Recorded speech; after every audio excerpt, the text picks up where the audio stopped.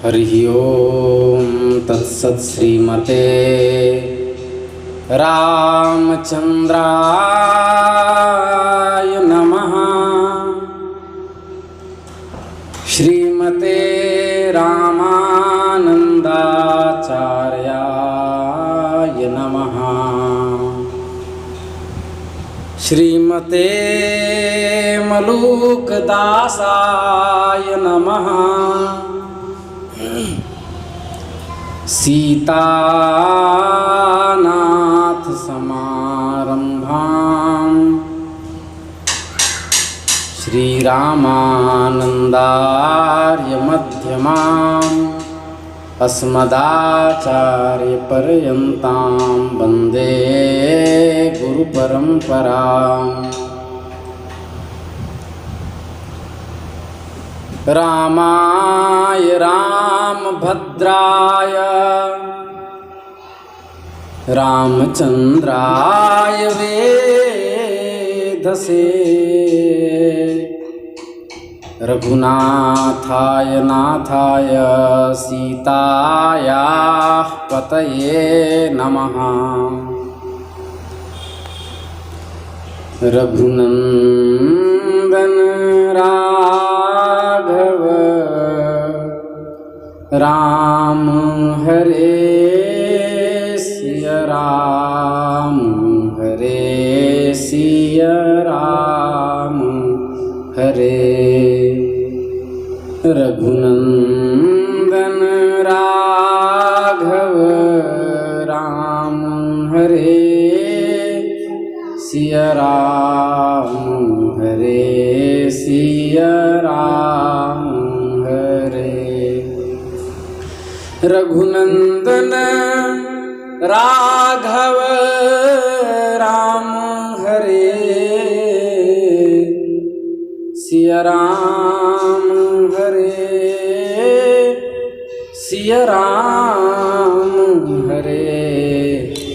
रघुनंदन राघव राम हरे सिया राम हरे सिया राम हरे। वृंदावन बिहारी लाल की जय। नमः पार्वती पतये हर हर महादेव।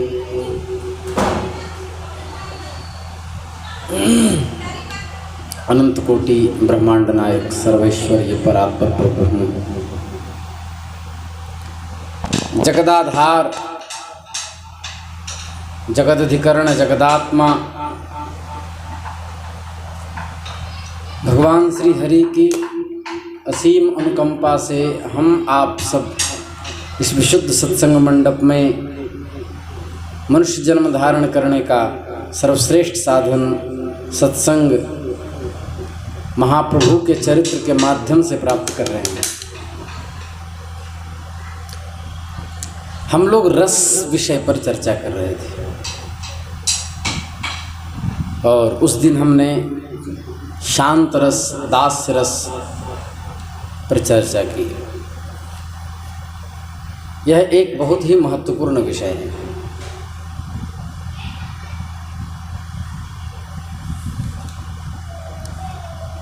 शांत दास्य सख्य वात्सल्य और माधुर्य इतने रस हैं और इतनी भावनाओं से भगवान की उपासना होती है। उसमें सर्वश्रेष्ठ रस माधुर्य है जो अत्यंत ही गहन और गंभीर विषय है, जिनका प्रतिपादन संयोग श्रृंगार और विप्रलंब श्रृंगार के माध्यम से उज्ज्वल नीलमणि ग्रंथ में, राधा विलाप कुसुमांजलि में,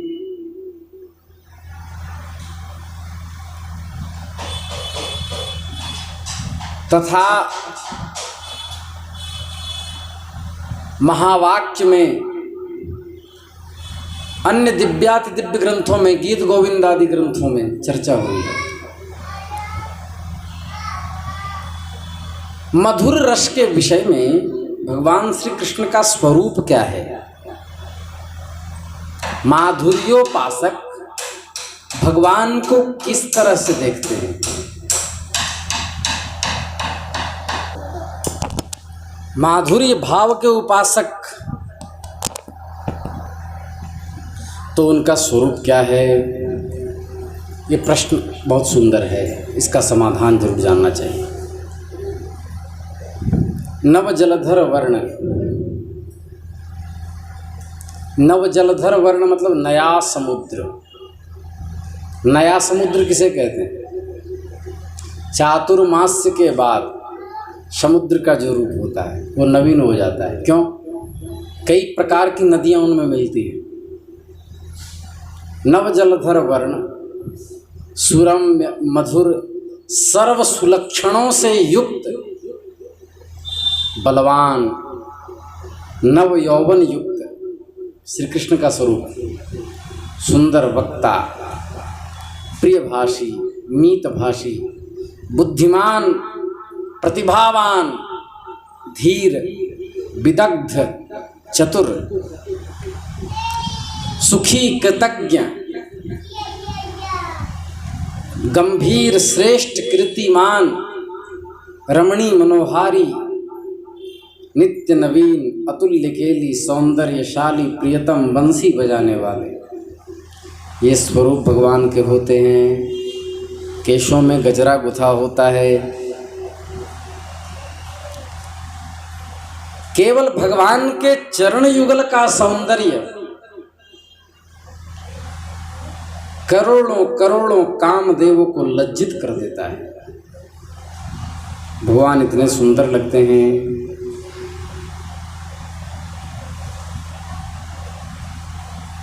सर्वथैव दुरूहोऽयम्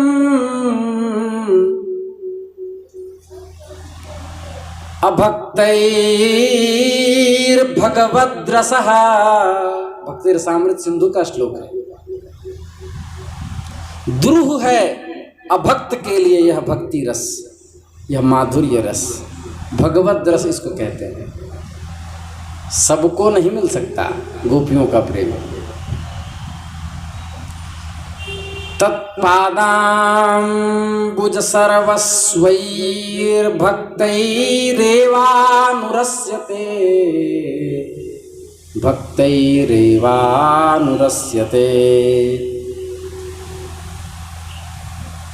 शुद्ध भक्त जन ही भक्तैः एव अनुरस्यते। शुद्ध भक्त ही इस रस को समझ सकते हैं। दुनियादारी में पढ़ने से इस रस तक पहुंचना संभव नहीं है। इसके लिए सब छोड़ना पड़ता है। गोपियों ने अपने कंठ तक का त्याग कर दिया। प्रिय ना, गोस्वामी तुलसीदास जी ने विनय पत्रिका में लिखा, प्रिय ना राम वही देहि जाके, प्रिय ना राम वही देहि। तजिए जिनके प्रिय सीताराम नहीं हैं, जिनके प्रिय राधा गोविंद नहीं हैं, वो चाहे कितनों स्नेही हो उसका त्याग कर दो। तजिए कोटि ताहि बैरि सम, तजिए कोटि ताहि बैरि सम, यद्यपि परम स्नेही, यद्यपि परम स्नेही हो। प्रिय ना राम वही देहि जाके, प्रिय ना राम वही देहि। तज्यो पिता प्रहलाद विभीषण, बंधु भरत महतारी, बलि गुरु तज्यो तजो कंत ब्रज वनिताना, ब्रज वनिताओं ने अपने पति का त्याग कर दिया। शुक्राचार्य जैसे गुरु का त्याग बलि ने कर दिया, कैकेयी का त्याग भरत ने कर दिया, रावण का त्याग विभीषण ने कर दिया, हिरण्यकश्यप का त्याग पुत्र प्रहलाद ने कर दिया। भय मूद मंगलकारी प्रिय ना राम वै देहि, जाके प्रिय ना राम वै देहि, जाके प्रिय ना राम वै देहि, जाके प्रिय ना राम वै देहि। व्यतीत भावना वर्तमान यश्चमत्कार भार भू, हृदय सत्वो जवले बाढ़म, स्वदते सरसो मतः, स्वदते सरसो मतः।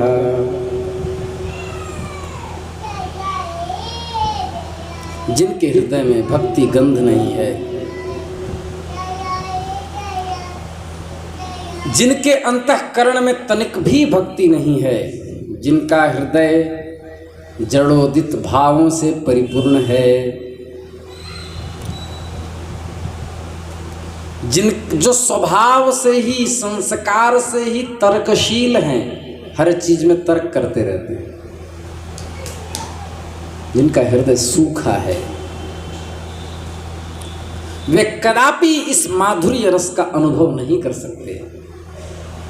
वे गीत गोविंद के हिंदी अर्थों को भी पढ़ करके रस समुद्र में स्नान नहीं कर सकते, वहाँ भी उसे वासना ही हाथ लगेगी, भगवत प्रेम प्राप्त नहीं हो पाएगा। इसलिए रसिक ग्रंथों को पढ़ने से पहले उसकी योग्यता, नाम जप, अनुष्ठान गुरुजनों की सेवा से प्राप्त कर लेनी चाहिए। छठे भावना रास की,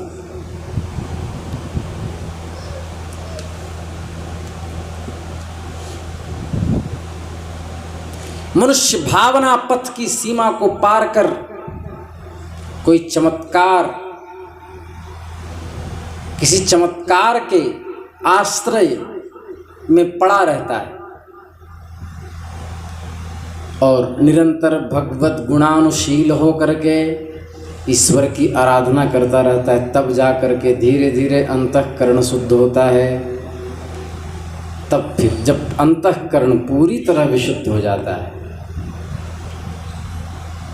तब निर्मल मन जन सो मोहि पावा, मोहि कपट छल छिद्र न भावा। कलयुग केवल नाम आधारा हो, सुमिरि सुमिरि नर उतर ही पारा हो। हार जब ये स्थिति आएगी, हार गुनंदन प्राण प्रीते, तुम बिन जियत बहुत दीन बीते।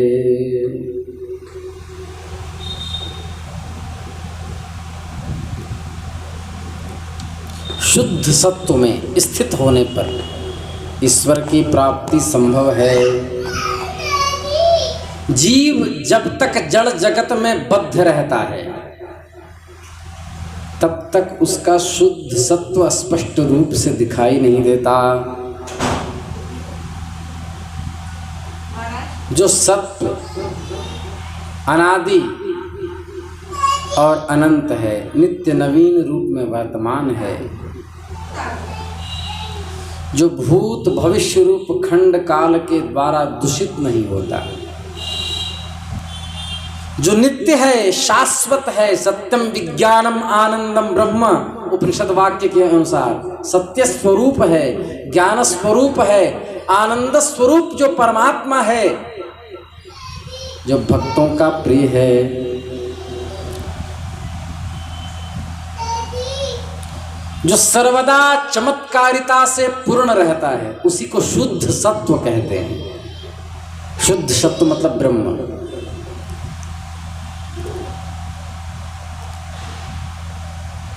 जिस परिमाण में जीव का शुद्ध सत्व उदित होता है, शुद्ध सत ब्रह्म, शुद्ध सत्व, ईश्वरत्वावच्छिन्न निष्ठा, तादृश निष्ठा प्रकारता जिसके अंदर है,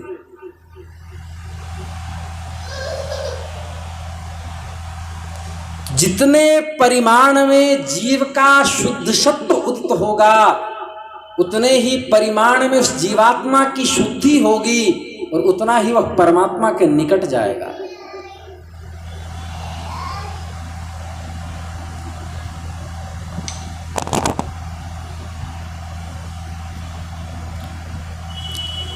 तो इसलिए माधुर्य उपासना उस रसिक शेखर राधा रमण सर्वश्रेष्ठ नायक श्री कृष्ण की उपासना पति के रूप में है। नायक चार प्रकार के होते हैं: धीरोदात्त, धीर ललित और धीर प्रशांत और धीरोद्धत, ये चार प्रकार के नायक होते हैं। इनमें से भगवान कौन से नायक हैं? धीरोदात्त हैं कि धीर ललित हैं कि धीर प्रशांत हैं कि धीरोद्धत हैं? तो कृष्ण में चारों प्रकार का नायकत्व है। चार प्रकार के, जो चारों प्रकार के नायक हैं, परस्पर में सब विरुद्ध भाव दिखाई पड़ते हैं। वह परमात्मा के अचिंत्य ह्लादमयी शक्ति के कारण होता है।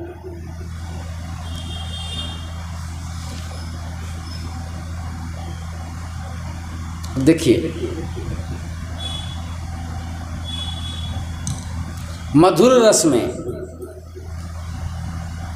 कृष्ण पति और उपपति, इस भेद से दो प्रकार से कृष्ण की उपासना होती है।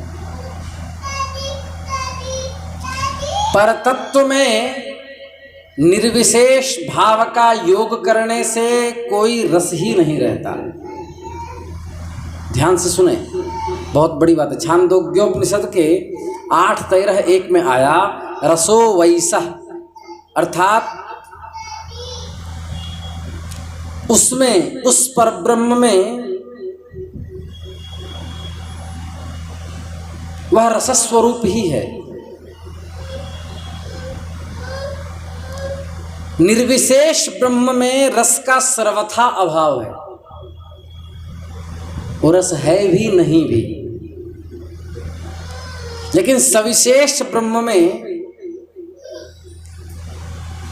रस के बिना सविशेष ब्रह्म व श्री कृष्ण, उनकी सत्ता नहीं मानी जाएगी। वो रसस्वरूप ही हैं, रसिक शेखर है। ध्यान से सुने, यह सिद्धांत बहुत लोगों को समझ में नहीं आता है।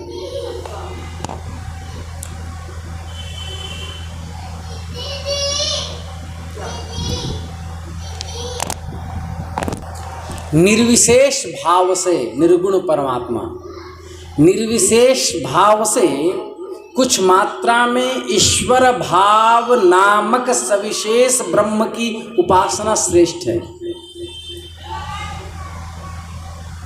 अब शांत रस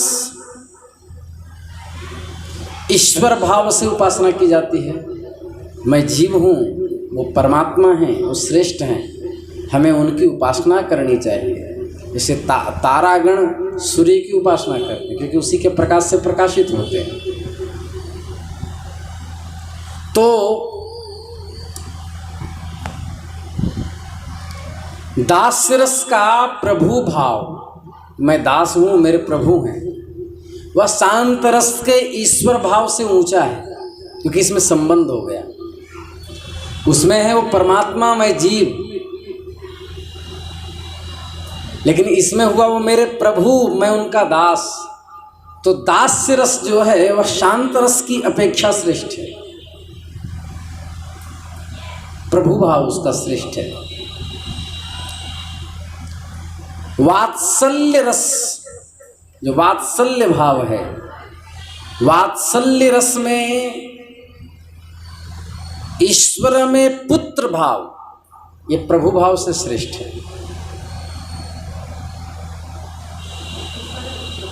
अपने मालिक को कोई गोद में नहीं ले सकता, उसे पुचकार नहीं सकता, उसे दूध नहीं पिला सकता, उसे स्नेहांकन नहीं कर सकते।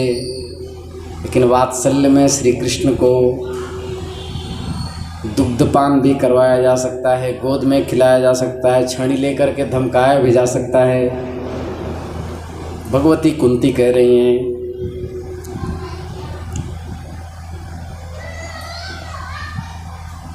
गोप्या ददे त्वयि कृतागसितां तावत् या ते दशाश्रुकलिलाञ्जन सम्भ्रमाक्षम् वक्त्रं निनीय भयभावन या स्थितस्य सा मां विमोहयति भीरपि यद्बिभेति, सा मां विमोहयति भीरपि यद्बिभेति। हे नंदनंदन, हे श्री कृष्ण, गोपियों के शिकायत करने के बाद परम गोपी भगवती यशोदा ने डंडा लेकर के हाथ में आपको उखल में बांध दिया। आप मां के डर से जो रो रहे थे, या ते दशाश्रुकलिलाञ्जन सम्भ्रमाक्षम्,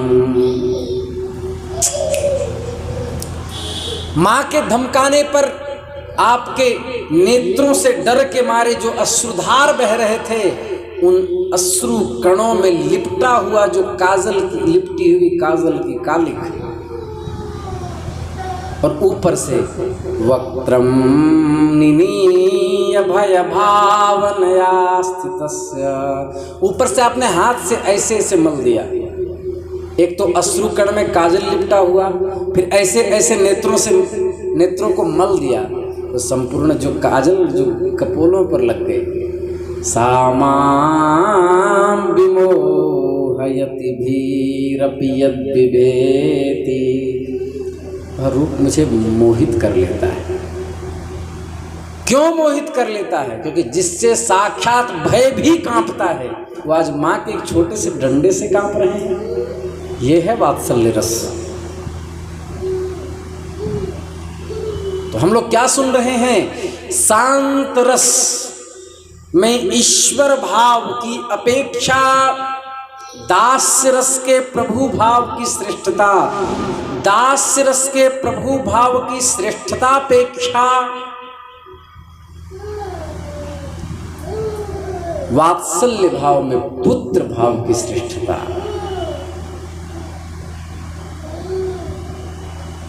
और वात्सल्य से भी बढ़कर माधुर्य भाव में ईश्वर में पति भाव की श्रेष्ठता।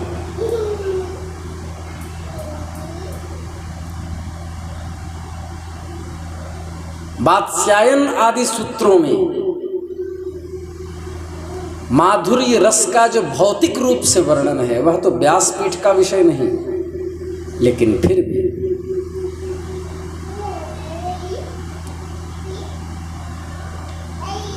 प्रियतम और प्रियतमा के मध्य जो प्रेमात्मक संबंध बस सभी संबंधों से कई कोटि गुना बढ़कर है। क्योंकि जब प्रियतमा के गोद में प्रियतम सर रख के लेटता है तो वात्सल्यानुभूति हो जाती है। जब प्रेम की पराकाष्ठावस्था में जब राधा रानी के चरण संवाहन श्री कृष्ण करते हैं वहां प्रभुत्व झलकने लगता है।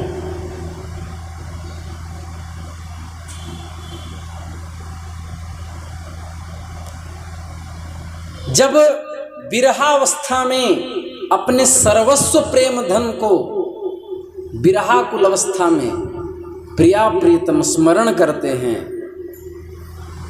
वहां शांत और दास से दोनों झलकने लगता है गौण रूप से।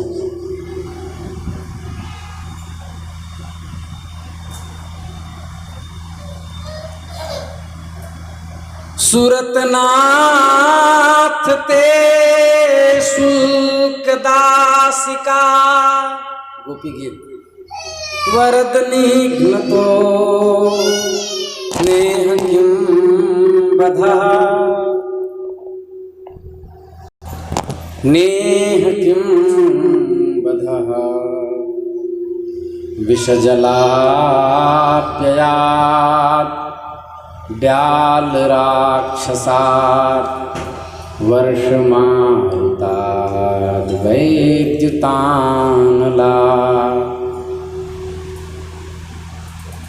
तव कथामृतं तप्त जीवनम् कविभिरीडितं कल्मषापहम् श्रवणमंगलम श्रीमदाततम् विगृह्णन्ति ते भूरिदा जनाः। इसका मतलब क्या है? प्रेम की पराकाष्ठा माधुर्य भाव में संभव है, लेकिन इसमें भी दो है, स्वकीय माधुर्य भाव और परकीय माधुर्य भाव।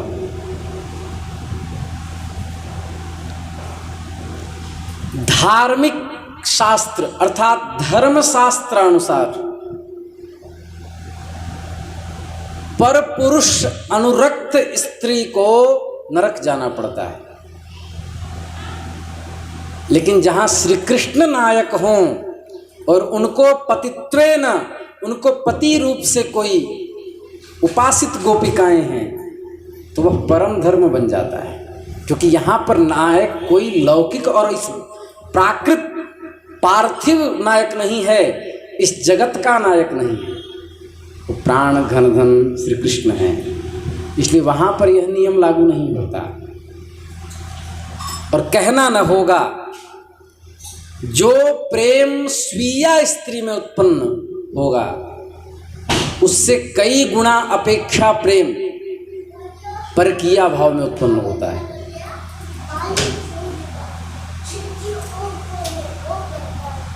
क्योंकि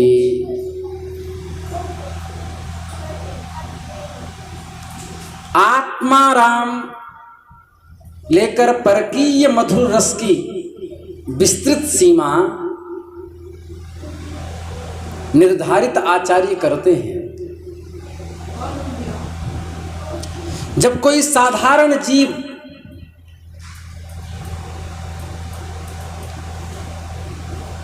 नायक बनता है और नायिका बनती है, वहाँ धर्म और अधर्म का विचार पैदा होता है। अतएव वहाँ पर परकीय भाव नितांत हेय होता है। लेकिन कृष्ण ही जहाँ नायक है वहाँ परकीयता कदापि घृणास्पद नहीं हो सकता।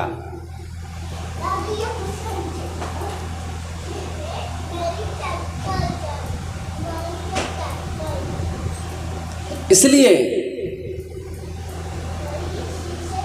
परकीय पुरुष और परकीय पौढ़ा स्त्री दोनों के मध्य के प्रेम को शास्त्रकारों ने नितांत हेय बताया,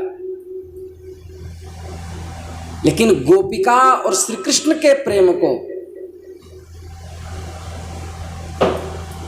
परम रस माना, माधुर्य रस की श्रेष्ठता माना, क्योंकि श्री कृष्ण परात्पर परब्रह्म है।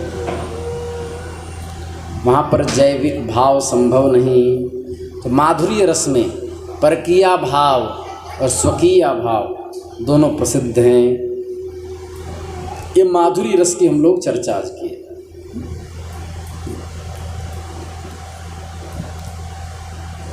जो कन्या हाथ पकड़ करके विवाह करते वह पति होता है।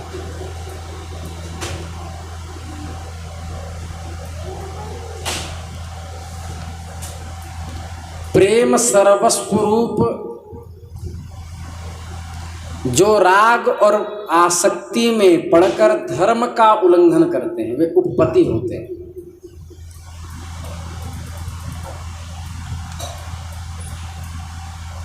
जो लोक और परलोक के धर्म की उपेक्षा कर विवाह विधि का उल्लंघन कर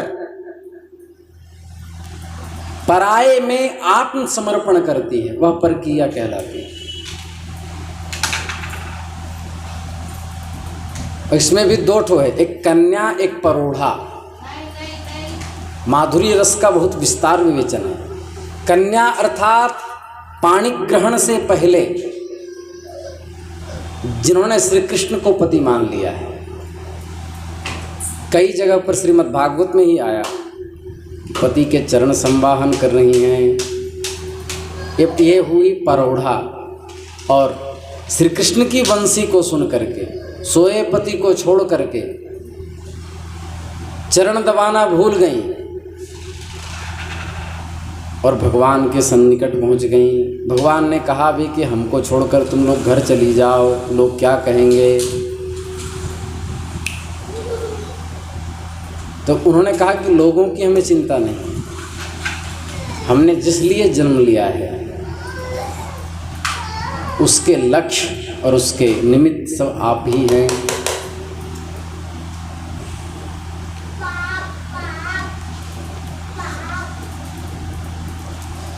इति संचिन्त्य भगवान महाकारुणिको विभुः दर्शयामास स्वं लोकं गोपानां तमसः परम्। कल हम लोग विचार करेंगे गोलोक और वैकुंठ में क्या अंतर है। श्री कृष्ण गोविंद हरे मुरारे, हे नाथ नारायण वासुदेव। श्री कृष्ण गोविंद हरे मुरारे, हे नाथ नारायण वासुदेव। श्री कृष्ण गोविंद हरे मुरारे, हे नाथ नारायण वासुदेव। श्री कृष्ण गोविंद हरे मुरारे, हे नाथ नारायण वासुदेव। श्री कृष्ण गोविंद हरे मुरारे, हे नाथ नारायण वासुदेव। सीताराम जय सीताराम, राधे श्याम श्याम।